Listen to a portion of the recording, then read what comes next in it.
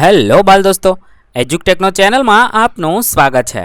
આજે આપણે શીખીશું ધોરણ 6 વિષય વિજ્ઞાનની સ્વ અધ્યયન પોથીનો પાઠ 1 ખોરાક ક્યાંથી મળે છે। સ્વ અધ્યયન પોથીના પાઠ 1ના તમામ પ્રશ્નોના જવાબની અહીં આપણે સમજ મેળવીશું। આ વિડીયોનો હેતુ માત્ર વિદ્યાર્થીઓ સરળતાથી સમજીને લખી શકે તે માટેનો છે। તેથી વિદ્યાર્થી મિત્રો દરેક પ્રશ્નના જવાબ વિડીયોમાંથી જોઈને લખવાને બદલે જરૂર જણાય ત્યાં તમારા વિચારો મુજબ જવાબ લખવા જરૂરી છે। તો ચાલો શીખીએ ધોરણ 6 વિષય વિજ્ઞાન સ્વ અધ્યયન પોથીનો પાઠ 1 ખોરાક ક્યાંથી મળે છે। પાઠના પ્રશ્નોના જવાબની સમજ। સૌપ્રથમ નીચેના પ્રશ્નોના ઉત્તર લખો। સવાલ નંબર 1, કોઈપણ ખાદ્ય પદાર્થના સ્ત્રોતને તમે કેવી રીતે ઓળખશો? તેના જવાબમાં આપણે લખીશું વનસ્પતિઓ અને પ્રાણીઓ। જે ખાદ્ય પદાર્થ ખોરાક તરીકે અનાજ, કઠોળ, શાકભાજી તથા ફળોનો ઉપયોગ થાય છે તે વનસ્પતિઓ, દૂધ, ઈંડા, માંસ, માછલી વગેરે પ્રાણીજ પેદાશો, તેને આપણે ખાદ્ય પદાર્થનો સ્ત્રોત કહીએ છીએ। સવાલ નંબર 2, એવા 4 ફળના નામ જણાવો જેને આપણે શાકભાજી તરીકે ખાઈએ છીએ। તેના જવાબમાં લખી શકાય ટમેટું, ચીવડું, કેળા, કેરી, શક્કરટેટી, જેને આપણે શાકભાજી તરીકે પણ ખાઈએ છીએ। સવાલ નંબર 3, પ્રાણીઓનું થોડા દિવસ અવલોકન કરી તેઓ ખોરાક તરીકે શું લે છે તેની યાદી તૈયાર કરો। તેના જવાબમાં આપણે લખી શકીએ બળદ, જે ખોરાકમાં ઘાસ, ખોળ અને અન્ય ખાણ ખાય છે। બિલાડી, તે ખોરાકમાં દૂધ, ઉંદર, નાના પક્ષીઓ, ચકલી, નાના નાના જીવડા ખાય છે।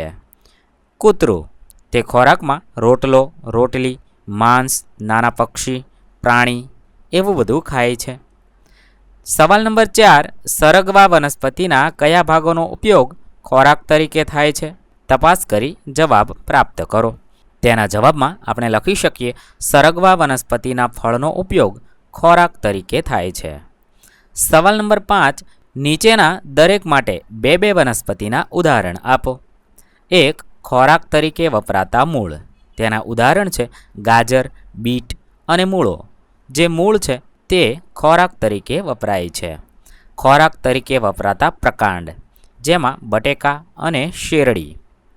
ખોરાક તરીકે વપરાતા પર્ણ, જેમાં કોથમીર, પાલક, મેથી, તે વનસ્પતિના પર્ણ ખોરાક તરીકે વપરાય છે। ખાદ્ય ફળ, જેમાં કેરી અને બોર, તે વનસ્પતિના ફળ ખોરાક તરીકે વપરાય છે।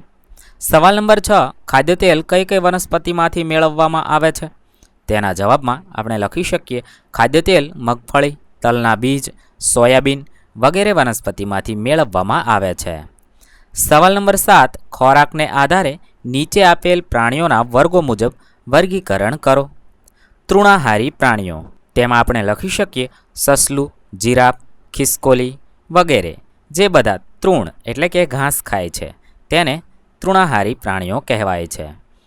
માંસાહારી પ્રાણીઓ, જેમાં ચિત્તો, વાઘ, સિંહ અને દીપડો, આ બધા પ્રાણીઓ માંસ ખાય છે તેથી માંસાહારી પ્રાણીઓ કહેવાય। મિશ્રાહારી પ્રાણીઓ, જેમાં વનસ્પતિ તથા પ્રાણીઓ બંને ખાતા હોય તેવા પ્રાણીઓનો સમાવેશ થાય, જેમાં મનુષ્ય, રીંછ, બિલાડી, કૂતરો વગેરે આવશે। સવાલ નંબર 8, કઠોળને ફણગાવવા તમે શું કરશો? તેના જવાબમાં આપણે લખી શકીએ કઠોળને સૌપ્રથમ 10 થી 15 કલાક સુધી પાણીમાં પલાળી દઈશું। બીજે દિવસે તેમાંથી પાણી કાઢીને સુતરાઉ ભીના કાપડમાં વીંટોળી લઈશું।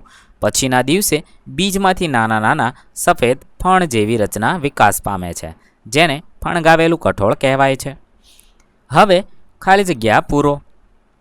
9, સસલું ખાલી જગ્યા પ્રાણી છે। સસલું તૃણાહારી પ્રાણી છે।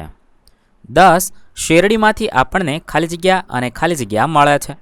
શેરડીમાંથી આપણને ગોળ અને ખાંડ મળે છે। 11, ખાલી જગ્યા ઈંડા આપે છે। બતક ઈંડા આપે છે। કૌંસમાં બધાના જવાબ આપેલા છે, તેમાંથી આપણે શોધીને જવાબ લખવાનો છે। 12, ચાના છોડના ખાલી જગ્યામાંથી ચા મેળવવામાં આવે છે। ચાના છોડના પર્ણમાંથી ચા મેળવવામાં આવે છે। 13, દૂધ અને તેની બનાવટો ખાલી જગ્યા ખાદ્ય સ્ત્રોત છે। દૂધ અને તેની બનાવટો પ્રાણીજન્ય ખાદ્ય સ્ત્રોત છે। સવાલ નંબર 14, પાણીમાં ઉગતી હોય તેવી ખાદ્ય વનસ્પતિની યાદી બનાવો. તેના જવાબમાં આપણે લખી શકીએ કમળ, લીલ, શિંગોડા વગેરે વનસ્પતિ પાણીમાં ઉગે છે અને ખાદ્ય વનસ્પતિ છે. સવાલ નંબર 15. મધમાખી દ્વારા મધ બનાવવાની પ્રક્રિયાના પગલાં નીચેના લંબચોરસમાં લખો. અહીંયા આપેલા લંબચોરસમાં આપણે મધમાખી મધ કેવી રીતે બનાવે છે તે સ્ટેપ વાઇઝ લખવાનું છે. સૌપ્રથમ તે ફૂલનો રસ ચૂસે છે. ફૂલોનો રસ ચૂસીને તેને ફૂલોની એક કોથળીમાં સંગ્રહ કરે છે. ત્યારબાદ રસ એકઠો થાય ત્યારે તેને મધપૂડામાં એકઠો કરે છે. ત્યાર પછી મધપૂડામાં પોતાના ખોરાક તરીકે તે સંગ્રહાયેલો રહે છે. આવી રીતે મધમાખી મધ બનાવે છે. સવાલ નંબર 16. તફાવતના 2 મુદ્દા આપો. તૃણાહારી પ્રાણીઓ અને માંસાહારી પ્રાણીઓ. જે પ્રાણીઓ ખોરાક તરીકે વનસ્પતિનો ઉપયોગ કરે છે તે પ્રાણીઓને તૃણાહારી પ્રાણી કહેવાય છે, જ્યારે જે પ્રાણીઓ ખોરાક તરીકે પ્રાણીજ પેદાશોનો ઉપયોગ કરે છે તેને માંસાહારી પ્રાણી કહેવાય છે. 2. દાખલા તરીકે ગાય, ભેંસ, બકરી, ઊંટ અને હાથી. માંસાહારી પ્રાણીઓ થશે સિંહ, વાઘ, દીપડો, શિયાળ, ચિત્તો. આ તેના ઉદાહરણ છે. સવાલ નંબર 17. સહ અધ્યાયી સાથે ચર્ચા, અવલોકન કે સંદર્ભ સાહિત્યમાંથી માહિતી એકત્ર કરી નક્કી કરો કે કૂતરો ખોરાકના આધારે કેવા પ્રકારનું પ્રાણી છે. તેના જવાબમાં આપણે લખી શકાય કૂતરો ખોરાકના આધારે મિશ્ર પ્રકારનું પ્રાણી છે, એટલે કે મિશ્રાહારી પ્રાણી છે. સવાલ નંબર 18. શું દરેક વનસ્પતિનો ખોરાક તરીકે ઉપયોગ કરી શકાય? શા માટે?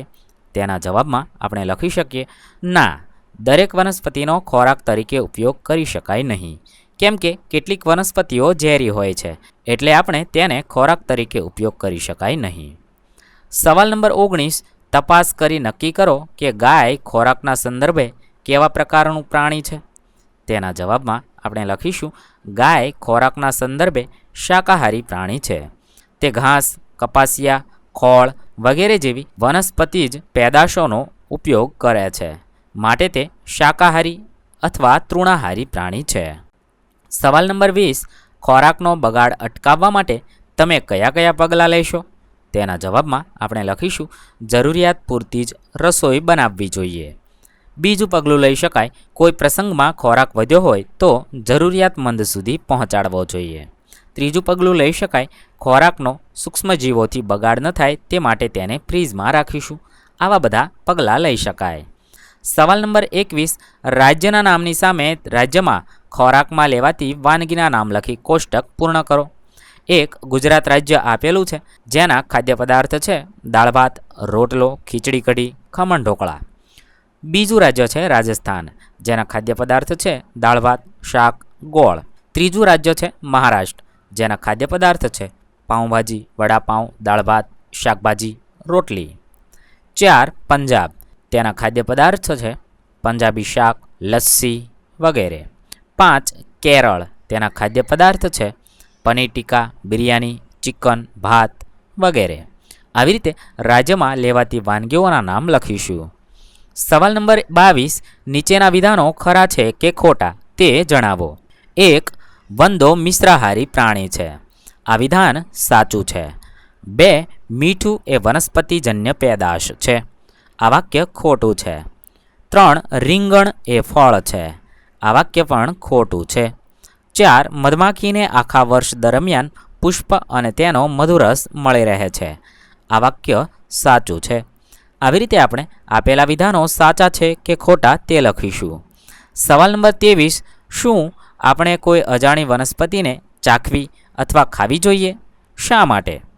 તેના જવાબમાં આપણે લખી શકીએ ના, આપણે કોઈ પણ અજાણી વનસ્પતિને ચાખવી કે ખાવી ન જોઈએ. મારે અહીં ચાખવીને બદલે સાચવી લખાયું છે, ત્યાં તમારે ચાખવી લખવું, કારણ કે તે ઝેરી પણ હોઈ શકે છે.